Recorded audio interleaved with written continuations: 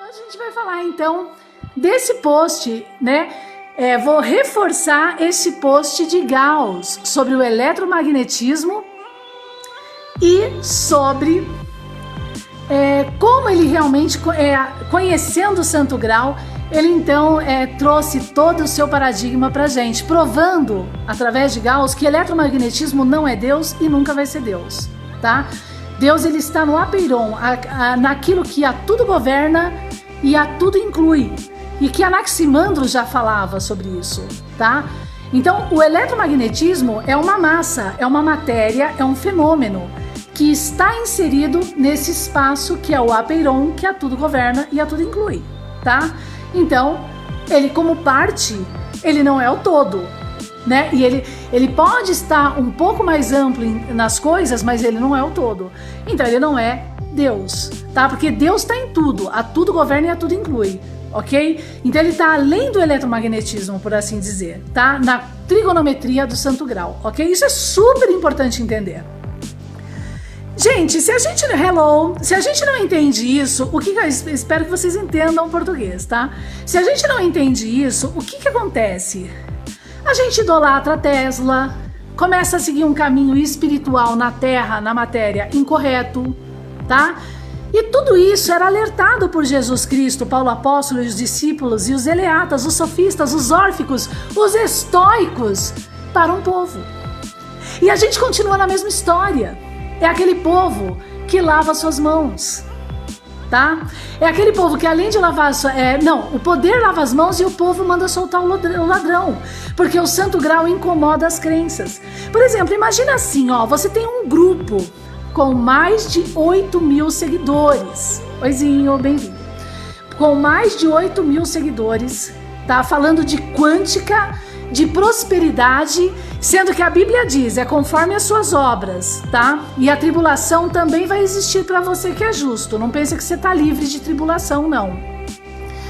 E aí você ensina a pessoa que se ela ficar pensando pro universo que ela quer aquilo e que quer...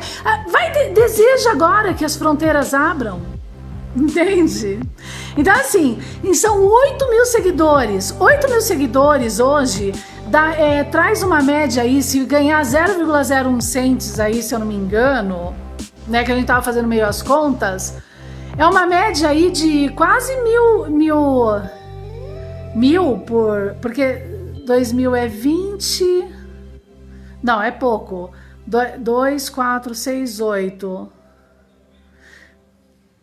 agora eu não sei se é 20, 80 dólares, bom, dá dinheiro, tá bom?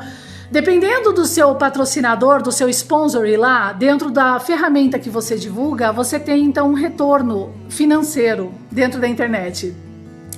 Vocês acham que está sendo dado de graça, tá bom? Mas não tá. Cada clique que você dá lá, a pessoa tá ganhando. Se ela tem um vínculo de afiliação, se ela tem um vínculo de sponsor, se ela tem alguma coisa, tá?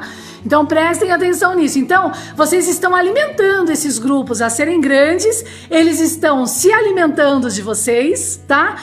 E nunca que eles vão aceitar o Santo Grau, porque eles vão perder, porque como o Santo Grau destrói aquilo que eles estão predeterminando como um paradigma e que não é, eles nunca vão aceitar o Santo Grau. E essa é a terça parte, que vai ser comprada e vendida pelo anticristo. Tá? Pouquíssimos são os escolhidos dos últimos tempos, gente, tá bom?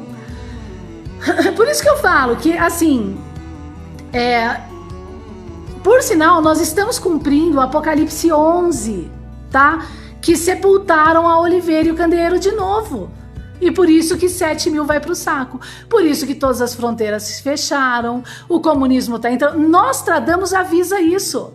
Dessa entrada, porque assim, olha só o checkmate, e se entrar confusão dentro do país, do estado, tá engolido pelo dragão, entendeu? Tá engolido pelo anticristo, porque é isso que eles querem também, confusão. Por sinal, o comunista é criado para criar confusão, e começa na perceptiva. Então, gente, é um momento de muita consciência mesmo. E o novo paradigma é mais um complemento aí para vocês, para colaborar nesse caminho, para que vocês tenham mesmo consciência, uma unidade em caráter mesmo, Rasguem mesmo suas vestes agora, porque é um momento mesmo de um concerto geral, tá? A trigonometria do Santo Grau, que é de Jesus Cristo, não tô falando que é minha, por isso que é de todos, ela traz ciência e traz espiritualidade. Só que a gente tá no Café com Sabedoria, vamos falar de ciência. Então, por isso que a gente vai falar de Gauss. Gauss é de meados de 1885, tá? Ele adorava Newton. Ele ficava fuçando a obra Principia de Newton, certo? E além de ficar muito ligadão em Newton, ele também babava um eggs na geometria, que se tornou geometria, mas não é, de Euclides. Euclides era a base da Principia de Sir Isaac Newton. Era não, é a base, tá? Da Principia de Sir Isaac Newton. E, olha que legal. E Gauss, então, oizinho, Mayra, bem-vinda, viu, queridinha? Obrigada, seja bem-vinda. Deixa eu colocar aqui aceitar, oizinho e tal. Então, o que acontece? Prestem atenção. Então, Gauss, ele adorava, então, ver a obra da Principia de Sir Isaac Newton e também de Euclides, certo? Só que Euclides não é o estudo do triângulo, gente. E ele também, oizinho, Mayra, ele também não é plano, nunca foi, tá? Deixa eu explicar que isso é importante.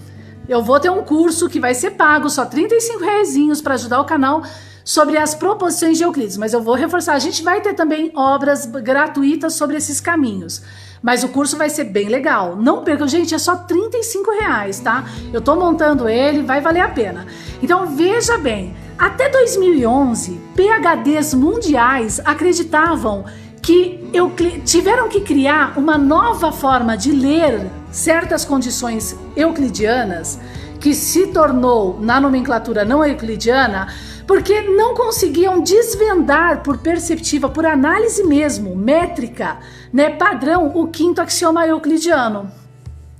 Quando a gente tem o Santo Grau, a gente percebe que aqueles ângulos que são dados por Euclides no quinto axioma euclidiano indica que o quinto axioma euclidiano retorna para o seu primeiro axioma. Então ele cria um arco, cria uma curva no sistema, certo? Uma convergência aí da coisa. Matou a charada. Então Euclides nunca foi plano, primeiro. Nunca foi plano. Os 5 axiomas euclidianos nunca foi de um sistema plano. E mesmo um sistema plano, tá? Mesmo um papel, ó. Mesmo um papel aqui, tá? Ó, mesmo um papel. Se a gente fizer um zoom na borda do papel, o papel, ele vai ter em cima, aqui, aqui, gente, ó. Aqui, ó, tá vendo aqui nesse fio aqui, ó, deixa eu ver se eu consigo mostrar. Ó, tá vendo aqui, ó, nessa borda aqui, nessa linha onde tá passando o meu dedo. Se a gente fizer um zoom nessa base, aí nessa lateral do papel, que a gente diz que é plano, a gente vai perceber que tem em cima, embaixo, do lado e do outro lado. Então ele não é plano, né? De jeito nenhum. Ele tem profundidade, tem volume, tem um monte de coisa. O papel dentro dele tem volume, que é uma condição até de Demócrito, atômica de se analisar. Tem um universo atômico aqui, então ele não é plano, tá? Então isso é super importante entender. Então Euclides nunca foi plano, fato. E uma vez Euclides não sendo plano, junto com o Santo Grau, a gente percebe quando a gente então tem que ir lá buscar. Vai ler a obra de Euclides, que por sinal na Amazon ela é gratuita para ser lida. Então eu peguei a obra lá, que é a obra Elementos. A gente começa a perceber que as proposições de Euclides não é um estudo do triângulo, não é um triângulozinho desenhado aqui no nada e tá beleza, de 3 lados iguais. De jeito nenhum, gente. É um estudo modular. Por sinal, a primeira proposição de Euclides, e tudo isso Gauss sabia. Tudo isso Gauss, de 1885, sabia. E o que acontece? Então só a primeira proposição modular, que vocês vão ver isso no curso. Se os geólogos sacarem, entenderem aquele módulo da primeira proposição, eles vão perceber que no giro da Terra, eles conseguem prever terremotos. Vai pesquisar no Google. Dizem que terremotos não podem ser previstos. Mentira! É possível prever terremotos, desde que você conheça a primeira proposição de Euclides. tá? Então dá um toque aí, porque vai valer a pena esse curso, tá? Então Gauss começou a sacar isso em Euclides, ele começou a perceber que estava errado a forma do tempo dele de se analisar esse passado, e por isso que ele se apegou a Newton, como eu, e foi lá para Euclides, como eu, tá? Hoje, ele fez a mesma coisa. E quando ele começou a analisar ali, ele então encontrou, na verdade ele tinha o santo grau, tá? E a sua trigonometria. Ele era hegeliano. Quem tem o santo grau é hegeliano, entende? É dessa linhagem, ele tinha. Aí, na verdade, quem tem o santo grau e é hegeliano é quem deixa a obra dizendo a verdade para todos. Newton deixou a obra martelando a verdade do santo grau. Ele explica no Corolário 1 da Principia que ele não tirou do nada, do vácuo, os paradigmas dele. Ele diz que tirou desse objeto arqueológico, porque o Corolário 1 da Principia de Newton é a descrição do santo grau, tá? Descartes faz a mesma coisa. Einstein não faz isso. Tesla faz a mesma coisa. E vários outros não fazem isso. Por isso que os arquivos de Tesla desapareceram e se tornaram mistérios, tá bom? George Cantor faz isso. Ele deixa para a posteridade a verdade, que ele retirou os paradigmas. Esses são os clássicos. Eu sou da linhagem clássica, tá bom? Eu não vou mentir para ser alguém. Não há necessidade disso, tá? Então vamos voltar lá. Então, gente, o que a gente tem então? Nesse post sobre Gauss e o eletromagnetismo, então Gauss sacava tudo isso. Ele sabia isso. Então nesse post a gente meio que apresenta essa coisa, que Gauss reconhecia isso. E o que Gauss então faz? Ele pega o signo arqueológico. E ele percebe que numa condição tridimensional, Gauss ele faz parte dos 4 modelos, das 4 equações de Maxwell. E hoje na física mundial a gente tem um problema sobre Maxwell, né? Sobre essas questões das equações, se deve se mexer em Galileu ou se deve se mexer em Maxwell, alguma coisa assim para resolver um problema físico, tá? Da nossa física da relatividade que está corrompida, tá? Fica a dica. Por causa de Maxwell, provavelmente. Tá? É em Maxwell, que eu tenho certeza que é em Maxwell que vai ter que mudar, que vai ter que modificar. Mas vamos lá então. Então essa primeira lei de Gauss, que está dentro das 4 equações de Maxwell, ela é muito simples. Ela primeiro, Gauss, o que ele percebe? Ele percebe que o fluxo elétrico, ele aumenta e diminui o volume dele e tal, com base numa plataforma tridimensional, tá? E lá então no post a gente mostra onde está essa plataforma tridimensional dentro do signo arqueológico. Essa é a primeira condição de suma importância se entender. Tem um vídeo sobre isso, tá? Em segunda instância, ele define que esse fluxo elétrico dentro agora dessa plataforma tridimensional e que vai aumentar ou diminuir o volume dela e tal, e que vai depender também da condição interna, tá? Para mexer nesse volume de alguma forma, eu tô fazendo um resumão, participa de uma escala infinitesimal, e essa escala infinitesimal ela tem que estar inversamente ao quadrado, e que é o quadrado da distância de Sir Isaac Newton, que é o entendimento das forças fracas e forças fortes dentro do signo arqueológico e a sua trigonometria. Aí, o que a gente conseguiu ali? Nesse post, a gente conseguiu, então, encontrar da onde, então, a priori, se determina por padrão matemático, tá?